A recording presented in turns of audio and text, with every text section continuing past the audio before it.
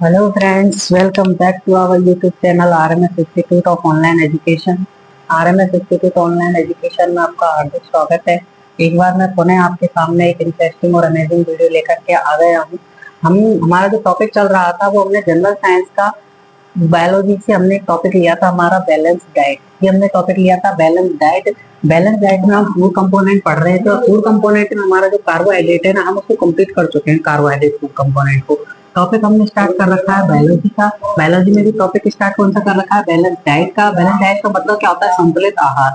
पहले यदि आपने वो पिछली वीडियो ना देखी है तो उसको वीडियो को जाकर के देख लें, उसमें हमने बैलेंस डाइट के बारे में डिटेल से और कार्बोहाइड्रेट डिटेल हमने पढ़ रखा है। तो आज हम इनको आगे की तरफ लेके चलेंगे। उससे पहले मैं आपके पास एक बार पुनः आपके लिए बैलेंस डाइट को क्लियर कर दूं कि बैलेंस डाइट है क्या है। बैलेंस डाइट का मतलब क्या होता है? संतुलित आहार। आहार मतलब जो हम डेली खाते पीते हैं वो हमारा क्या होता है? आहार होता है। लेकिन उस आहार में हम जो खा पी रहे हैं उसमें उचित मात्रा में हमारे जो पोषक तत्व उपस्थित होने चाहिए। उचित मात्रा में हमारे क्या पोषक तत्व हमारे उसमें उपस्थित है, तो वो हमारा क्या कहलाता है? संतुलित आहार कहलाता है। यानी कि ऐसा भोजन जिसमें हमारे जो पोषक तत्व है, फूड कंपोनेंट है, वो उचित मात्रा में प्रेजेंट होने चाहिए, उचित मात्रा में उनका अनुपात होना चाहिए, तो वो हमारा क्या कहलाएगा? संतुलित आहार कहलाएगा। संतुलित आहार जो हम लेते हैं उसमें 6 टाइप्स के फूड कंपोनेंट्स होते हैं। 6 टाइप्स के फूड कंपोनेंट होते हैं। कौन कौन से? कार्बोहाइड्रेट, वसा, प्रोटीन, खनिज, विटामिन, जल। ये 6 टाइप्स के जो फूड कंपोनेंट है ना, ये हमको किससे प्राप्त होते हैं? जो भी हम संतुलित आहार खाते हैं, भोजन खाते हैं, उससे हमको प्राप्त होते हैं। यदि आपने पिछली वीडियो नहीं देखी है तो उसको आप जाकर के देखिए। कार्बोहाइड्रेट के बारे में हमने अच्छे अच्छे प्रश्न वहां पर क्लियर किए हुए हैं। आज हम जो दूसरा जो है वो बता को हम कंप्लीट करेंगे। बता टॉपिक को हम कंप्लीट करेंगे। बता हमारा जो नेक्स्ट फूड कंपोनेंट है उसको हम कंप्लीट करेंगे। उससे पहले मैं आपसे एक प्रश्न पूछना चाहता हूँ। उस प्रश्न का आंसर आप अपने कमेंट बॉक्स में देना। ओके ओके, देखिए प्राकृतिक रूप से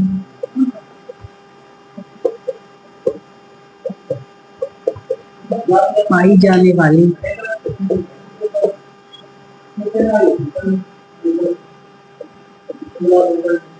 मीठी शर्करा है।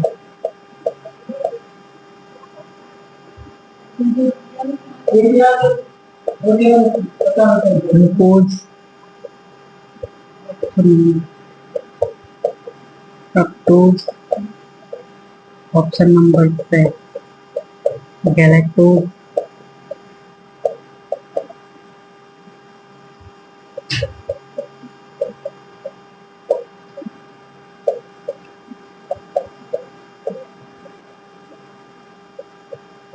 तो बेटा ये प्रश्न जो है प्राकृतिक रूप से पाई जाने वाली मीठी शर्करा है। ऑप्शन में ग्लूकोज, फ्रक्टोज, गैलेक्टोज, इनमें से कोई नहीं। तो ये जो हमारा जो प्रश्न है इसका आंसर आप लोग कमेंट बॉक्स में देंगे। ठीक है, ओके। चलिए हम नेक्स्ट टॉपिक पर चलते हैं। हमारे जो फैक्ट,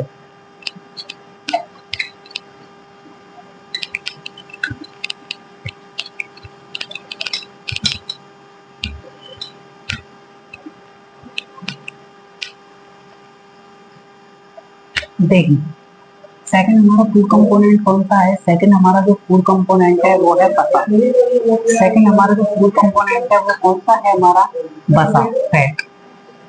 बसा को हम इंग्लिश में क्या कहते हैं? फैट। तो फैट हम जानते हैं, फैट क्या है? हमारे शरीर के लिए एक आवश्यक पोषक तत्व है। क्या है? फूड कंपोनेंट है, जैसे कि हमको पता है एक आवश्यक पोषक तत्व है। कौन सा? ये बसा। बसा हमारे शरीर के लिए क्या है? एक आवश्यक पोषक तत्व है। अब देखो बसा की क्या होती है, हमारे शरीर को क्या होती है? जितनी मात्रा में आवश्यकता होती है ना उतनी मात्रा में हमको बसा लेना चाहिए। लेकिन यदि हम बसा को अत्यधिक मात्रा में हम बसा ले लेते हैं, अत्यधिक मात्रा में यदि हम बसा लेंगे ना तो वो हमारे शरीर को हानि पहुंचा देगी। अत्यधिक मात्रा में वसा का सेवन क्या पहुंचाता है? हानि पहुंचाता है। अत्यधिक मात्रा में जो वसा का सेवन क्या पहुंचाता है? हमारे शरीर को हानि पहुंचा सकता है। ठीक है, क्या पहुंचा सकता है? हानि पहुंचा सकता है। वसा हमारे शरीर में मुख्य रूप से करती क्या है? वसा हमारे शरीर में मुख्य रूप से क्या होती है? हमारे शरीर में ऊर्जा के रूप में संचित रहती है। ऊर्जा के रूप में संचित रहती है। हमारे बॉडी को, हमारे शरीर को क्रियाशील बनाने का कार्य करती है। हमारे शरीर को क्रियाशील ऊर्जावान बनाने का कार्य करती है। तो बता शरीर को क्रियाशील और ऊर्जावान बनाने का क्या कार्य प्रदान करती है? ऊर्जावान बनाने का कार्य करती है। कौन? बता। कौन करती है? बसा करती है। शरीर को ऊर्जावान बनाने का कार्य करती है। ये हमारे शरीर में बसा होती है।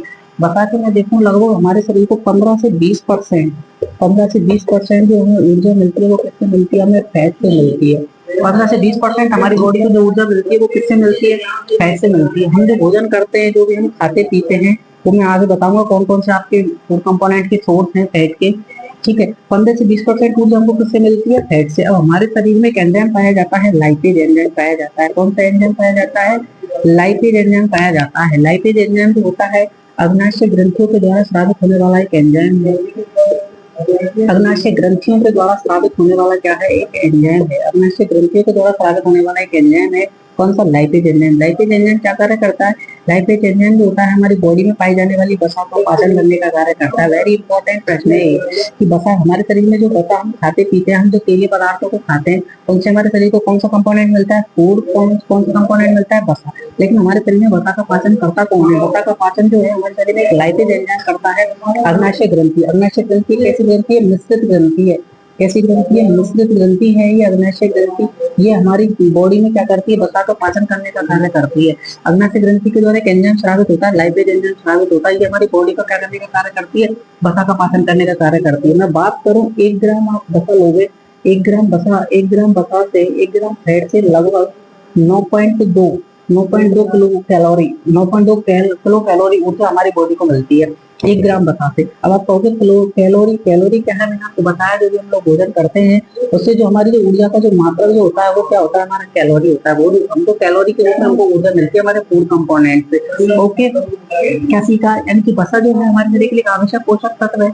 अब वसा हमारे क्या कार्य कर रही है? हमारे शरीर को क्रियाशील बनाने का कार्य कर रही है, या हमारे शरीर को ऊर्जावान बनाने का कार्य कर रही है। कौन? वसा। वसा से हमारे शरीर को क्या है? प्रॉपर तरीके में, हमारे प्रॉपर मात्रा में हमको होना जरूरी है वसा की मात्रा। लेकिन अत्यधिक हमारे शरीर में जो वसा हो जाएगी तो हमारे शरीर में क्या हानिकारक इफेक्ट डालेगी। वसा जो हमारे शरीर में जो उपस्थित होती है वो किसके रूप में उपस्थित होती है? वसा हमारे शरीर में कोलेस्ट्रॉल के रूप में प्रेजेंट होती है। किसके रूप में प्रेजेंट होती है? कोलेस्ट्रॉल के रूप में प्रेजेंट होती है। कौन? वसा हमारे शरीर में किसके रूप में प्रेजेंट होती है? कोलेस्ट्रॉल के रूप में होती है। यदि हम अत्यधिक मात्रा में वसा का सेवन करेंगे, वसा एक पदार्थ का हम सेवन करेंगे तो हमारी बॉडी में कोलेस्ट्रॉल की मात्रा बढ़ जाएगी। कोलेस्ट्रॉल की मात्रा बढ़ जाएगी तो कोलेस्ट्रॉल की मात्रा बढ़ने से हमको क्या होगा? हार्ट अटैक जैसी समस्याओं हमको देखने को मिल सकती है। हमारे शरीर में क्या हो सकता है? हार्ट अटैक हमको आ सकता है। हमने कोई बताया चीजों का हम लगातार सेवन कर रहे हैं, हमारी बॉडी में अत्यधिक मात्रा में फैट हो गई तो हमारे शरीर में क्या पाई जाती है? धमनियां पाई जाती है। बॉडी में क्या पाई जाती है? धमनियां पाई जाती है। तो धमनियों की जो मोटाई होती है वो क्या हो जाती है? कम हो जाती है। धमनियों की मोटाई क्या हो जाती है? बल्कि कम हो जाती है। धमनियां जो होती है पिसक जाती है किसकी मात्रा बढ़ने पर? कोलेस्ट्रॉल की मात्रा बढ़ने पर। इसलिए हमको हृदय आघात हो सकता है। हृदय आघात मतलब हार्ट अटैक हमको हो सकता है। किसके कारण? वसा की अधिकता के कारण। एक, यदि आप अत्यधिक मात्रा में वसा का आप सेवन करते हो तो आप किसका शिकार हो सकते हो? मोटापे का आप शिकार हो सकते हो। किसका शिकार हो सकते हो? मोटापे का आप शिकार हो सकते हो। क्या? वसा के अत्यधिक सेवन से। वसा के अत्यधिक सेवन के कारण आप किसका शिकार हो सकते हो? मोटापे का आप शिकार हो सकते हो। वसा के अत्यधिक सेवन से किसका शिकार हो सकते हो? मोटापे का शिकार हो सकते हो आप। तो मैं कह सकता हूँ कि वसा हमारे शरीर के लिए जितनी आवश्यक है ना, उतनी हमारे शरीर के लिए क्या है? हानिकारक भी है। उतनी हमारे शरीर के लिए क्या है? हानिकारक भी है। वसा हमारे शरीर में ऊर्जा के रूप में संचित रहती है। मैंने आपको बताया कि वसा हमारे शरीर में किसके रूप में संचित रहती है? ऊर्जा के रूप में संचित रहती है। किसके रूप में संचित रहती है? ऊर्जा के रूप में संचित होती है। अब मैं आपको बता दूं ये ऊर्जा के रूप में जो संचित रहती है, एक हमारे शरीर में एक लेयर पाई जाती है हाइपोडर्मिस। कौन सी लेयर पाई जाती है? हाइपोडर्मिस लेयर पाई जाती है। हाइपोडर्मिस लेयर में हमारी किसका संग्रह रहता है? वसा का संग्रह रहता है। हाइपोडर्मिस लेयर जो होती है उसमें किसका संग्रह रहता है? वसा का संग्रह रहता है। तो हमारे शरीर में 3 लेयर पाई जाती है, एपिडर्मिस, एंडोडर्मिस, हाइपोडर्मिस में हमारी किसका संग्रह रहता है? वसा का संग्रह रहता है हमारा हाइपोडर्मिस लेयर में। आपने देखा होगा जब हम लोग उपवास करते हैं या व्रत वगैरह रहते हैं तो हमको एनर्जी कहाँ से मिलती है? उपवास रहते हैं, व्रत रहते हैं या कोई हड़ताल वगैरह होती है तो उस समय जो हमको ऊर्जा प्रदान होती है तो हमको हमारे शरीर को ऊर्जा प्रदान करने का कार्य कौन करती है? वसा प्रदान करती है। क्योंकि वसा हमारे शरीर में क्या रहती है? संचित रहती है। तो वसा एक कैसा आवश्यक तत्व है? हमारे शरीर में संचित आवश्यक तत्व है। वो किसमें रहता है? किसमें रहता है? आवश्यक पोषक तत्व है जो किसमें संचित रहता है? हमारी हाइपोडर्मिस लेयर में संचित रहता है। हाइपोडर्मिस लेयर में संचित रहता है कौन? हमारी फैट जो होती है, वसा जो होती है। ठीक है, आपने देखा होगा ऊंट में क्या पाई जाती है? ऊंट होता है ना, ऊंट, उसकी क्या पाई जाती है? कुबड़। तो ऊंट के कुबड़ में क्या होता है? वसा का संग्रह होता है। ऊंट के कुबड़ में क्या होता है? वसा का संचय होता है। वसा का संचय होता है। वसा का क्या होता है मेरे बेटा? संचय होता है। इसलिए जो ऊंट होता है ना, वसा का संचय होता है। इसलिए वो क्या कई दिनों तक बिना खाए पिए रह सकता है। इसलिए वो क्या होता है, कई दिनों तक, इसलिए वो कई दिनों तक बिना खाए पिए भी रह सकता है। कई दिनों तक वो बिना खाए पिए रह सकता है, क्योंकि उसमें जो कुबड़ होती है ना, बिना खाए पिए,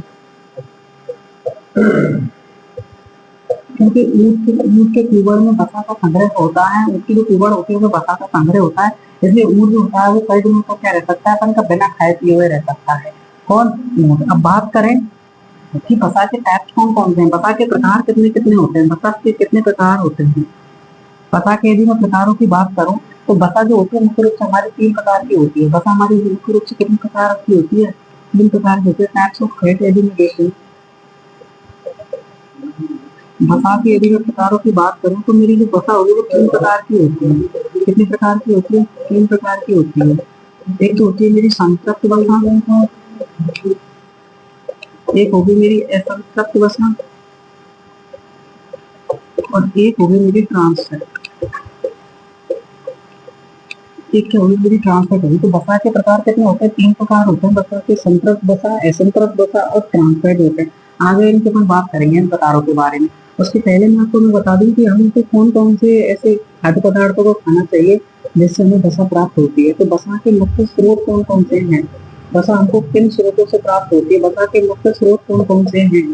तो वसा के हमारे मुख्य रूप से जितने भी हमारे तेलीय पदार्थ होते हैं, जितने भी हमारे चिकने पदार्थ होते हैं, वो हमारे वसा के मुख्य स्रोत होते हैं। तेलीय पदार्थ जो होते हैं या चिकने पदार्थ जो होते हैं वो हमारे वसा के मुख्य क्या होते हैं? वसा के मुख्य स्रोत होते हैं। तेलीय पदार्थ, चिकने पदार्थ, जैसे मैं बात कर दूं दूध, दही, घी, मांस, अंडा, ड्राई फ्रूट की बात करूं तो मैं बादाम, काजू, सोयाबीन का तेल,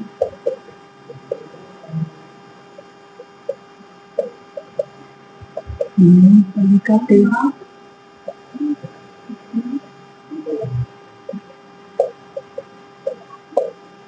इत्यादि, ये हमारे क्या होते हैं? मुख्य रूप से बता के क्या होते हैं? हमारे मुख्य स्रोत होते हैं। ये भी हमारे तेलीय पदार्थ होते हैं, चिकने पदार्थ होते हैं, वो क्या होते हैं? हमारे वसा के मुख्य रूप से स्रोत होते हैं। जैसे दूध, दही, घी, मांस, अंडा, बादाम, सोयाबीन का तेल, मूंगफली का तेल इत्यादि हमारे क्या है? वसा के मुख्य रूप से स्रोत हैं। यदि हम इन पदार्थों को खाते हैं तो हमारे शरीर को क्या मिलती है? फैट मिलती है। लेकिन अत्यधिक मात्रा में इन चीजों का सेवन करने से, अत्यधिक मात्रा में इनको खाने से हमारे शरीर क्या होता है? कई सारे रोगों का शिकार हो सकता है। किसके किसके अत्यधिक सेवन से? वसा के अत्यधिक सेवन से। तो हमने क्या सीखा? हमने ये सीखा कि हमने सबसे पहले हमने क्या पढ़ा? वसा। वसा को इंग्लिश में क्या कहते हैं? अपन फैट कहते हैं। फैट क्या होता है? हमारे शरीर का एक आवश्यक पोषक तत्व होता है जो हमको संतुलित आहार के दौरान प्राप्त होता है। लेकिन फैट से हमें कितनी ऊर्जा मिलती है? लगभग 15 से 20% ऊर्जा मिलती है। लेकिन अत्यधिक फैट के सेवन करने से जितनी मात्रा में आवश्यक है उतनी मात्रा में हानिकारक भी है। फैट के हम अत्यधिक सेवन करेंगे तो हमारे शरीर में क्या होगा? कोलेस्ट्रॉल अत्यधिक मात्रा में जमा हो जाएगा। कोलेस्ट्रॉल क्या होगा? अत्यधिक मात्रा में जमा हो जाएगा, जिससे हमको कौन सी हानि होगी? हार्ट अटैक आने की संभावना रहेगी। धमनी होगी और जो मोटाई होगी वो कम हो जाएगी, जिससे हमारा क्या होगा? हार्ट अटैक आ जाएगा। और मोटापे का भी शिकार हो सकता है वसा के अत्यधिक सेवन से। 1 ग्राम जब हम कोई वसा खा रहे हैं, 1 ग्राम किसी पदार्थ को वसा मिल रही है ना, तो उससे हमको कितनी ऊर्जा मिल रही है? 9.2 किलो कैलोरी हमको ऊर्जा प्राप्त हो रही है। किसके सेवन से? वसा के सेवन से। जब हम व्रत रहते हैं, उपवास करते हैं, कोई भूख हड़ताल वगैरह करते हैं, तो उस समय हमको जो ऊर्जा मिलती है वो हमारे शरीर में संचित ऊर्जा रहती है। वो और क्या रहती है? एक वसा जो होती है। क्या होती है? वसा होती है। वसा ही हमारा मुख्य पोषक तत्व है जो हमारे शरीर में संचित रहता है। अब यदि आपसे प्रश्न पूछा जाए कि वसा जो होती है हमारे शरीर में कहाँ संचित रहती है, तो हमारी त्वचा की कौन सी लेयर में? हाइपोडर्मिस लेयर में संचित रहती है। वसा का संग्रह होता है हमारी हाइपोडर्मिस लेयर में।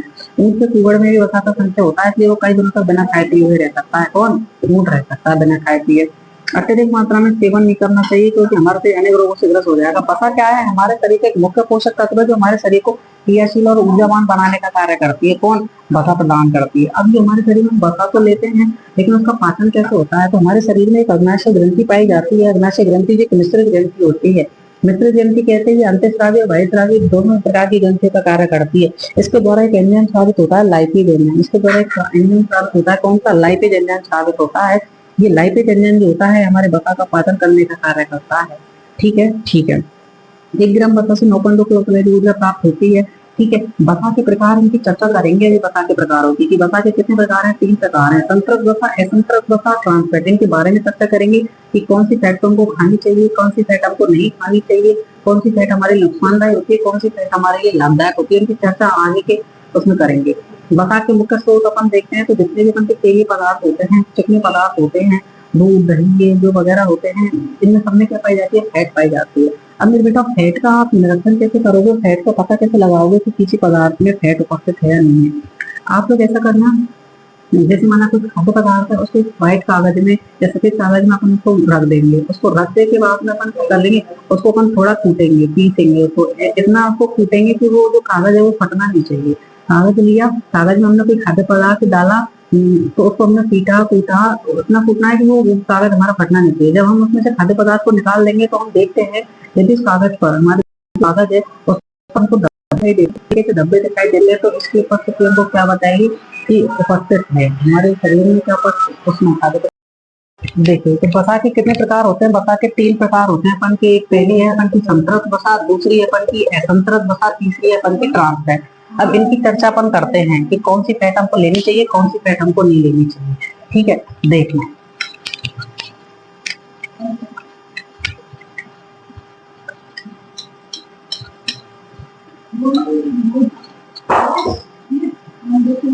देखना वसा के कितने प्रकार हैं, there are 3 types of fat. वसा के कितने प्रकार हैं, 3 प्रकार हैं। पहला अपन जो प्रकार लेते हैं वो कौन सा लेते हैं, संतृप्त फैट। संतृप्त फैट का मतलब संतृप्त वसा, सैचुरेटेड फैट। ठीक है, संतृप्त वसा हमारी क्या होती है, संतृप्त वसा हमारी वह वसा जो होती है जो कमरे के ताप पर जम जाती है। वह वसा, वह वसा जो कमरे के ताप पर, रूम टेम्परेचर पर, जो कमरे के ताप पर, जो कमरे के ताप पर जम जाती है, जो रूम टेम्परेचर पर क्या होती है, जम जाती है। रूम टेम्परेचर पर क्या होती है, जम जाती है। कौन सी वसा कहलाती है, हमारी संतृप्त वसा कहलाती है। कौन सी वसा कहलाती है, संतृप्त वसा कहलाती है। ऐसी वसा जो रूम टेम्परेचर पर जम जाती है, कमरे के ताप पर जम जाती है, कौन सी वसा कहलाती है, संतृप्त वसा कहलाती है। जैसे उदाहरण में मैं लूँ, जैसे हम देखते हैं घी, रूम टेम्परेचर के हिसाब से तो ये जम जाता है, पतला भी हो जाता है। डालडा, घी और डालडा, देखें वह वसा जो कमरे के ताप पर जम जाती है हमारी संतृप्त वसा कहलाती है। कौन सी वसा कहलाती है, जैसे घी और डालडा। आपने देखा होगा हमारे घरों में घी पाया जाता है तो वो कमरे के ताप के हिसाब से पतला हो जाता है, कमरे के ताप के हिसाब से क्या होता है, वो जम जाता है। संतृप्त वसा जो होती है वो हमारे शरीर के लिए क्या होती है, हानिकारक होती है। संतृप्त वसा जो होती है वो हमारे शरीर के लिए क्या होती है, हानिकारक होती है। ये संतृप्त वसा हमारे शरीर के लिए हानिकारक होती है, इसलिए हमें संतृप्त वसा का उपयोग जो है वो कम से कम करना चाहिए। अब ये हानिकारक क्यों होती है, क्योंकि हमारे शरीर में क्या होती है, कोलेस्ट्रॉल, कोलेस्ट्रॉल की मात्रा को क्या कर देती है, बढ़ा देती है। कोलेस्ट्रॉल की मात्रा को क्या कर देती है, बढ़ा देती है। कोलेस्ट्रॉल की मात्रा क्या कर देती है, बढ़ा देती है। कौन सी वसा, संतृप्त वसा। संतृप्त वसा जो होती है वो हमारे शरीर के लिए हानिकारक होती है। हमारे शरीर में किसकी मात्रा को बढ़ा देती है, कोलेस्ट्रॉल की मात्रा का क्या बढ़ा देती है, इंक्रीज कर देती है, कोलेस्ट्रॉल की मात्रा को बढ़ा देती है। इसलिए हमें संतृप्त वसा का सेवन जो है वो कम से कम करना चाहिए। तो ये हमारी कौन सी वसा कहलाती है, संतृप्त वसा कहलाती है, जो रूम टेम्परेचर पर जम जाती है। इसके हम अपोजिट देखें तो दूसरी वसा हमारी कौन सी है, असंतृप्त वसा, अनसैचुरेटेड फैट। असंतृप्त वसा ऐसी वसा होती है, असंतृप्त वसा ऐसी वसा जो जो कमरे के ताप पर नहीं जमती, जो कमरे के ताप पर, जो कमरे के ताप पर नहीं जमती, अर्थात यह द्रव अवस्था में पाई जाती है। अर्थात यह द्रव अवस्था में पाई जाती है। अर्थात यह द्रव अवस्था में पाई जाती है। अर्थात द्रव अवस्था में पाई जाती है। क्या कहलाती है, क्या कहलाती है, हमारी असंतृप्त वसा कहलाती है। ऐसी वसा जो कमरे के ताप पर नहीं जमती है, अर्थात जो द्रव अवस्था में पाई जाती है, वो कौन सी वसा कहलाती है, असंतृप्त वसा कहलाती है। उदाहरण में देखो, जैसे रिफाइंड अपन देखते हैं, सरसों का तेल, मूंगफली का तेल, मूंगफली का तेल, तिली का तेल, सरसों का तेल,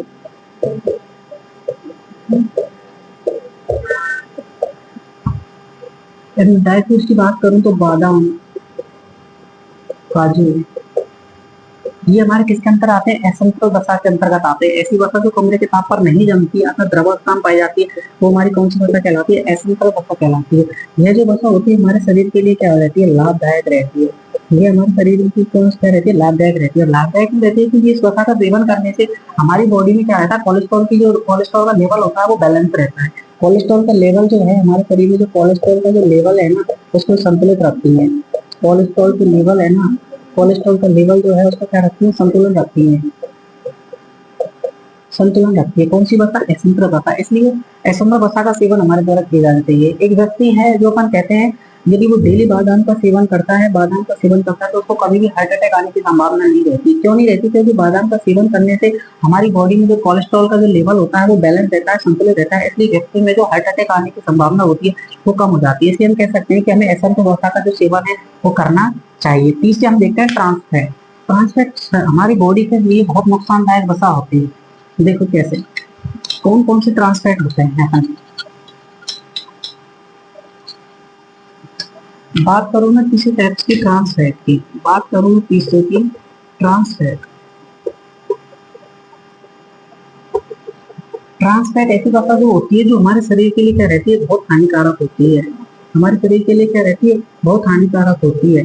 ट्रांसफैट में कौन कौन से आते हैं, जो हम डेली के जो ये पिज्जा कुरकुरे वगैरह खाते हैं ना, पिज्जा मोमोज समोसे वगैरह ये जो अपन खाते हैं ना, इनको अपन क्या बोलते हैं, जितने अपन के जो जंक फूड है, फास्ट फूड है, जंक फूड है, इनको अपन क्या कहते हैं, ये ट्रांसफैट के अंतर्गत आते हैं। तो ये हमारी बॉडी के लिए बहुत हानिकारक होते हैं। तो ट्रांसफैट में क्या जाएगा, तो ये भी हमारे शरीर में चाहते हैं कोलेस्ट्रॉल को लेवल को बढ़ा देते हैं। इनके अत्यधिक सेवन से जो व्यक्ति होता है वो किसका शिकार हो जाता है, मोटापे का शिकार हो जाता है। क्योंकि वसा की मात्रा अत्यधिक हो जाती है, वसा की मात्रा अत्यधिक हो जाने के कारण व्यक्ति क्या होता है, मोटापे का शिकार हो जाता है। इसलिए हम कह सकते हैं व्यक्ति को सलाह दी जाती है कि वो ट्रांसफैट यानी कि फास्ट फूड, जंक फूड, तो जितने भी जंक फूड है उनका सेवन हमको क्या करना चाहिए, कम से कम करना चाहिए।